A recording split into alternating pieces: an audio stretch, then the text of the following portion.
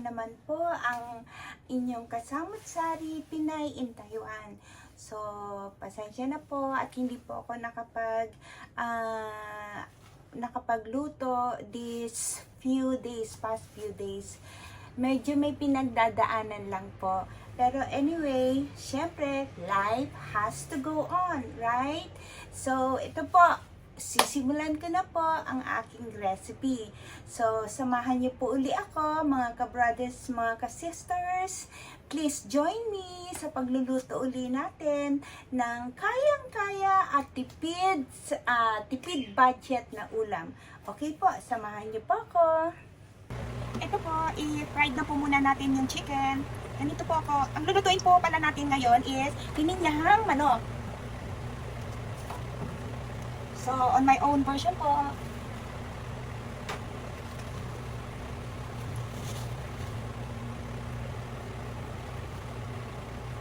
So, painitin lang po natin kawali, then mag-start po tayong magprito. Ito pong pininyahang manok natin is dinagdagan ko po siya ng gulay para po all in one. Ika nga.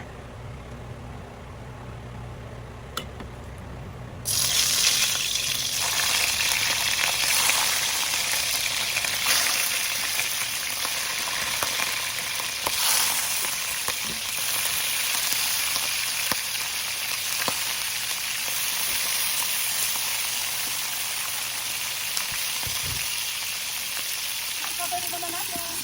Dahil tumatalsik po, prito lang po natin siya ng saglit. Yan po, medyo nag-brown na po siya.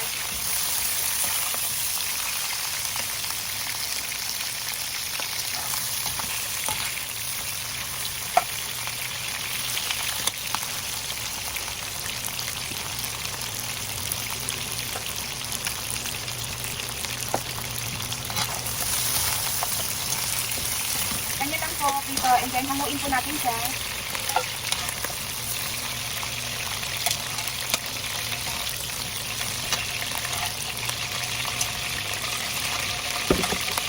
Ang isunod po natin ay ang patatas.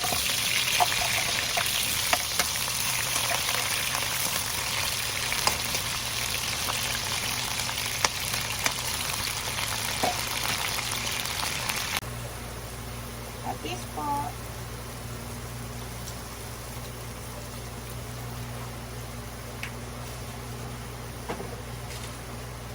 saka ng paminta po.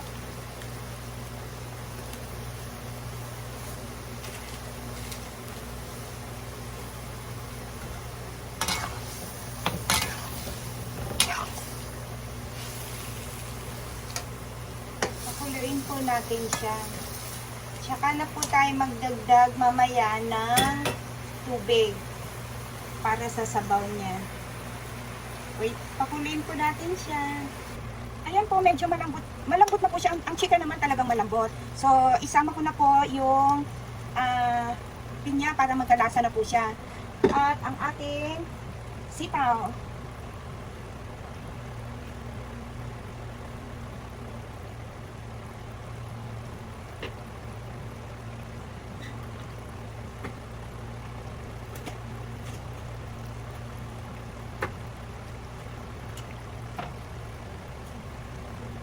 Tsaka po yung sili natin.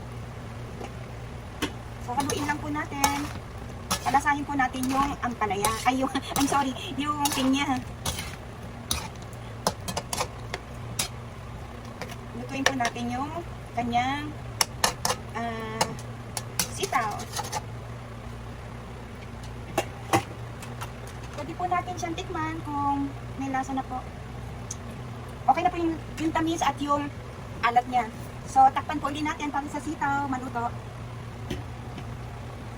Dito po sa aking pininyahang manok, hindi na po ako naglagay ng mga chicken cubes. Malasang-malasa na po siya. Dahil po siguro sa sa kanyang pineapple. Ito po, at naluto na po natin ang pininyahang manok ng aking version. Okay, so i-plating na po natin.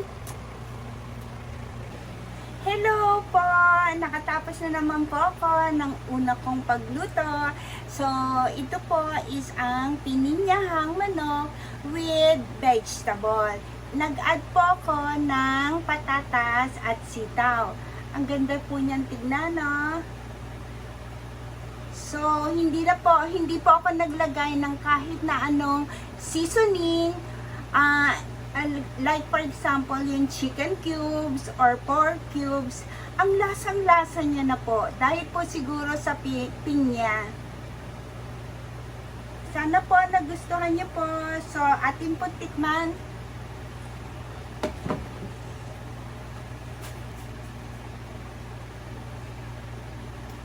Ito po, kumuha po ako ng manok.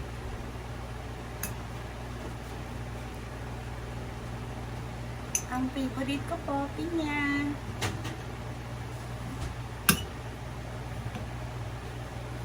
At ang sitaw po. Okay, so, tikman po natin.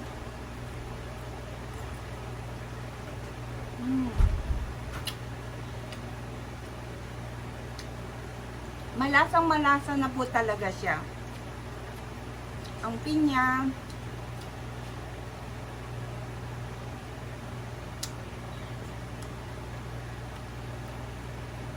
Ayun po ang manok. Tikman natin. Ang sarap magkanin.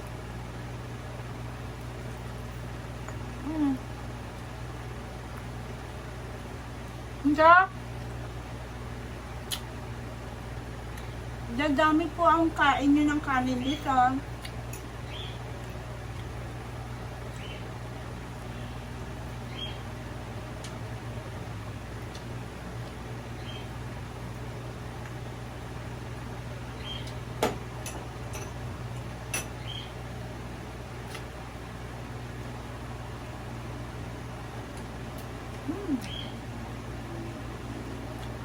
Ang sarap-sarap po. So, ano pa pang hinihintay ninyo? Magluto na rin po kayo ng pininyahang manok with vegetable. So, maraming salamat po sa mga nakapanood ng last video ko po and this video po.